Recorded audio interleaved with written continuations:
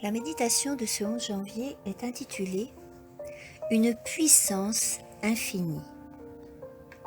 Qui est celui-ci qui vient d'Édom, le Bostra, en vêtements de couleurs vives, en habit éclatant, et se redressant avec fierté dans la plénitude de sa force? C'est moi qui parle avec justice, qui ai le pouvoir de sauver. Isaïe 63, 1.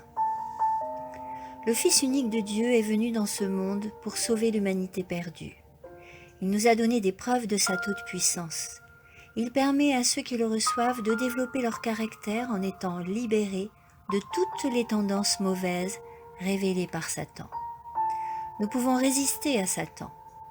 Nous remporterons le combat, nous obtiendrons la victoire si nous choisissons le Christ et prenons la décision de faire le bien. Notre divin Seigneur est avec nous en toute situation. Avec lui, rien n'est impossible. Il a montré son amour pour nous en menant une vie de renoncement et de sacrifice et en acceptant de mourir dans l'agonie. Venons au Christ tel que nous sommes. Comptons sur sa grande compassion. Aucune difficulté, quelle qu'elle soit, n'est insurmontable en comptant sur sa force. Certaines personnes ont un caractère emporté, mais celui qui apaise la mer de Galilée déclare au cœur troublé « Silence, tais-toi ». Le Christ peut dominer les natures rebelles, il peut apaiser les caractères violents lorsque le cœur de l'homme est tourné vers Dieu. Celui qui s'engage vis-à-vis de Jésus n'est pas abattu. Nous avons un Sauveur tout-puissant. En regardant à Jésus, l'auteur de la foi et celui qui l'amène à la perfection, nous pouvons dire « Dieu est pour nous un refuge et un appui, un secours qui se trouve toujours dans la détresse.